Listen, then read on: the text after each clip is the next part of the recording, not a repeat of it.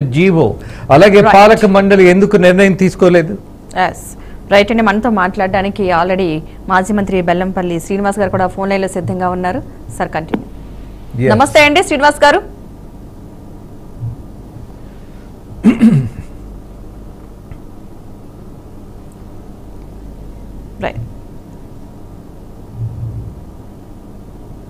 శ్రీనివాస్ గారు నమస్తే అండి. చెప్పండి. యా సార్ కంటిన్యూ చెప్పండి. మా మేనేజింగ్ డైరెక్టర్ రాజేంద్ర గారు ఉన్నారు, ఆయన మాట్లాడతారు ఇప్పుడు. ఎస్ శ్రీనివాస్ గారు నమస్తే. సార్ నమస్కారం. చెప్పండి సార్. నమస్కారం. ఎస్ నేను ముఖ్యంగా మీరు దేవాదాయ శాఖ మంత్రిగా కూడా ఉన్నారు. నేను ఒక చిన్న సూచన మీ ముందు పెడతా, దీని మీద ప్రయత్నం చేయమని అభ్యర్థిస్తా. ఒకే ఒకటి, భక్తుడు అనంటే భక్తుడే గాని విఐపి భక్తుడేంటి? అలాగే జరిగిన సంఘటన మీద మాట్లాడతాను. బట్ కొన్ని ప్రక్షాళన కార్యక్రమాలు జరగకపోతే భక్తి అనేది వ్యాపారంగా ఎన్ని రోజులు చూడాలి మనం? ఇవాళ తిరుపతికి సంబంధించిన ఒక అంశం తీసుకుందాం. ఓకే, మీరు కూడా యువకులు కాబట్టి మంత్రిగా ఉన్నారు కాబట్టి కొద్దిగా బాధ్యతగా ఆలోచించగలిగే తత్వం ఉంది కాబట్టి I'm just putting before you. భక్తుడు అనేవాడు భక్తుడే, అక్కడ విఐపి ఉండడు. దాన్ని మీరు ఒప్పుకుంటారా? 100% దేవుడు భక్తుడు ఎవరన్నా సమానం, ఎవరన్నా కానీ. ఎస్. సో ఇవాళ జరిగినటువంటి సంఘటన దేవాదాయ శాఖ మంత్రి చెప్తున్నారు అది మా శాఖకు సంబంధించింది కాదు అని. కానీ ఇక్కడ మరొక అభ్యంతరం ఉన్నది, మీరు కూడా ఆలోచించాలి. మళ్ళీ మీరు మంత్రి అయితే మాత్రం దీని మీద ఫోకస్ చేయాలి. మంత్రి కాకపోయినా కూడా దేవాదాయ శాఖ, దేవుడు ప్లస్ ఆదాయం, అసలు ఆ శాఖ పేరు పెట్టడమే పరమ దుర్మార్గం అని భావిస్తా. ఆదాయం ఏంటండి దేవుడికి సంబంధించింది? ప్రభుత్వ బాధ్యత కదా. ఎక్కడ హిందూ ధర్మానికి సంబంధించినటువంటి కార్యక్రమాలు జరుగుతాయో అక్కడ భద్రత ఉండాలి అన్నటువంటి బాధ్యత ఎవరిది? ప్రభుత్వానిది. 2500 మంది పట్టే చోటకి 25,000 మందికి పైగా నడిచొస్తుంటే అక్కడ అధికారులకు బాధ్యత లేదా? అక్కడ ప్రభుత్వాధికారులు ఎంఆర్ఓ ఉంటాడు, ప్రజాప్రతినిధి ఉంటాడు, పోలీసులు ఉంటారు. ఒక పనికిమాలిన సినిమా హీరోకి రక్షణ కల్పించేటటువంటి ప్రభుత్వం, వందలాది మంది పోలీసులను నిలబెట్టేటటువంటి ప్రభుత్వం, వేలాది మంది భక్తులు వచ్చిన చోట భద్రతా చర్యలు తీసుకోకపోవడం నిర్లక్ష్యం కాదా? 100% సార్. మీరు మాట్లాడిన దానికి నేను ఏకీభవిస్తాను.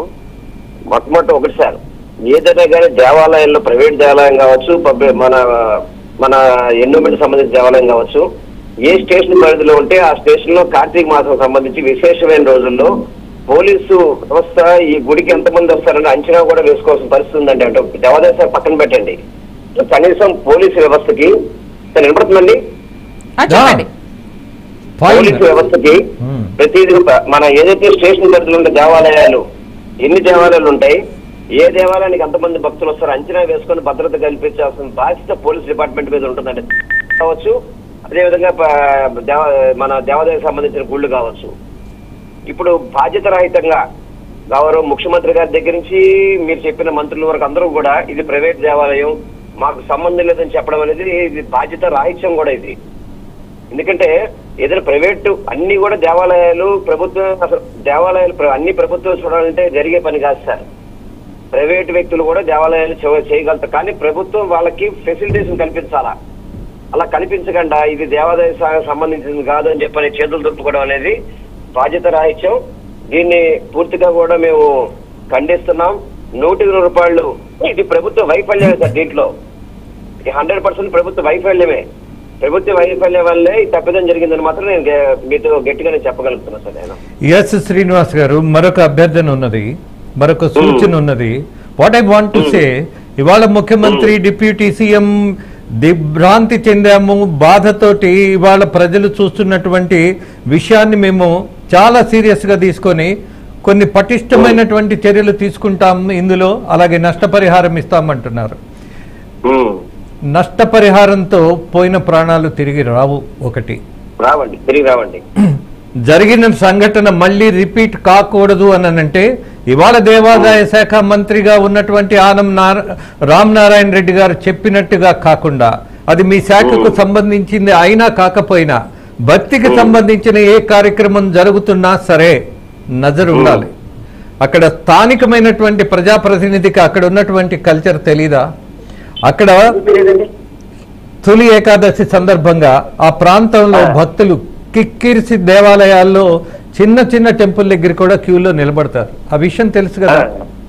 అవునండి, అవునండి. దట్ ద రీజన్ కొన్ని సూచనలు చేద్దాం. ఒక బాధ్యత కలిగినటువంటి విపక్షంగా మీరు, బాధ్యత కలిగినటువంటి మీడియాగా మేము ఇవాళ ప్రభుత్వం ముందు కొన్ని సూచనలు చేయాల్సిన అవసరం ఉంది. ముందు దేవాదాయ శాఖ ఆదాయం అన్నటువంటి పదం తీసేస్తే దేవుడి యొక్క కార్యక్రమాన్ని భుజాన వేసుకున్నటువంటి శాఖగా మిగులుతుంది. రెండోది, ఆంధ్రప్రదేశ్లో ఎక్కడ భక్తికి సంబంధించిన కార్యక్రమాలు జరుగుతున్నా అక్కడ అనుమతి తీసుకోవాల్సిన అవసరం ఉంటుంది. అది గవర్నమెంట్ది కాకుండా దేవాదాయ శాఖకు అనుబంధమైనటువంటి టెంపుల్ కాకపోతే మాత్రం పర్మిషన్ తీసుకోవాలన్న రూల్ పెట్టాలి. ఇవాళ ఏమంటున్నారు, ఆ పెద్ద ఆయన పాపం 10 కోట్లు ఖర్చు పెట్టి ఆ టెంపుల్ని నిర్మించాడు. ఆయన వృద్ధుడయ్యాడు, ఆయన ఊహించలేదు, ఆయన నేను తప్పు పట్టలేను.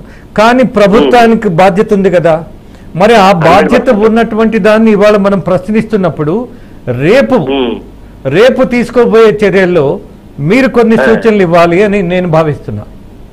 తప్పకుండా ఒక బాధ్యత గల పౌరుడిగా కావచ్చు, 100% ఎవరు కూడా ఈ బాధ్యత తప్పించుకునేది మాత్రం కరెక్ట్ కాదు. ఎవరైనా కానీ ఇందాక నేను చెప్తున్నా సార్, ముఖ్యమంత్రి గారు ఇందాక మాట్లాడుతూ ఇటువంటి వ్యక్తులు దేవాలయాలు కడతాం మా దురదృష్టం అని చెప్పని ఆయన ప్రైవేటు దేవాలయాలన్నిటి మీద కూడా కామెంట్ చేశారు సార్. రాష్ట్ర ముఖ్యమంత్రిగా వాళ్ళ వైఫల్యాన్ని ఆయన ముఖ్యమంత్రిగా మాట్లాడారు కాబట్టి నేను మెన్షన్ చేశాను. మీరు ఏం చెప్పినా మంచి సూచనలు చెప్పారు సార్. ఆ సూచనలు తప్పకుండా ప్రభుత్వం పాటించాలి. దానికి మా తరఫున ఏం చేయాలో తప్పకుండా మేము కూడా ఎలా చేయాలనేది మేము కూడా ఆలోచించేస్తాం సార్. తప్పకుండా ఎస్, మీరు ఒక కమిటీ వేసి ఖచ్చితంగా భక్తులకు సంబంధించినటువంటి భద్రత అలాగే వసతులు ఇవన్నీ ప్రభుత్వం ముందుగానే బాధ్యత తీసుకొని నిర్వహించాలి అన్నది మాత్రం చేయాలి.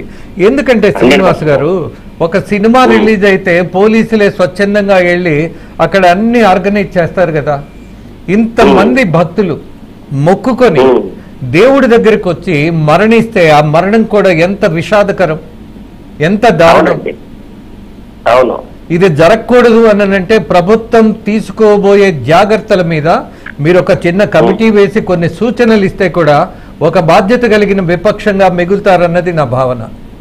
తప్పకుండా సార్ మీరు చెప్పింది 100% మంచిది. తప్పకుండా ఆ విధంగా ముందుకెళ్తాం సార్. మరొక విషయాన్ని ఒక మాజీ మంత్రిగా మీ దగ్గరే చర్చించాలనుకుంటున్నా. ఒంగోలులో కందుకూరులో ఒక సంఘటన జరిగింది, హత్య జరిగింది. అవునండి. ఆ హత్యకు సంబంధించిన వాడు ఎవడైతే ఉన్నాడో, హంతకుడు ఎవడైతే ఉన్నాడో వాడి దగ్గర ఆస్తులుంటే వాటిని రికవరీ చేసి బాధితులకు పంచాలంటారు.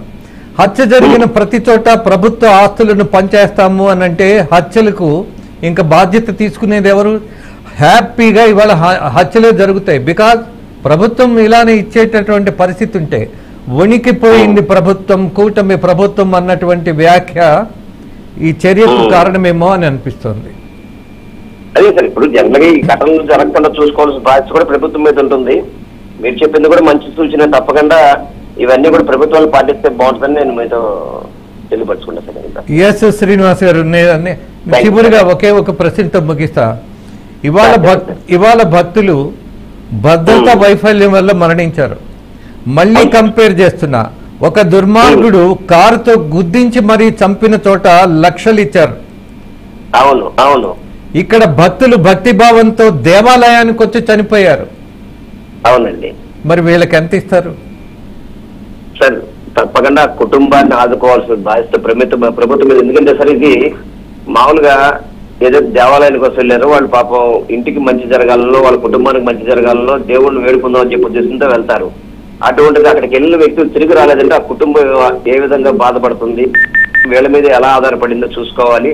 తప్పకుండా ప్రభుత్వం కూడా వాళ్ళకి ఎట్టి పరిస్థితులు లోటు లేకుండా చూసుకోవాల్సిన బాధ్యత ప్రభుత్వం మీద ఉంటుంది సార్. ఇప్పుడు ఎందుకంటే నిన్న జరిగిన హత్య వేరు, ఇప్పుడేమో జరిగిన ఇదొకటి వేరు. దీన్ని తప్పకుండా కూడా రాష్ట్ర ప్రభుత్వం సానుభూతిగా ఆలోచించాలి.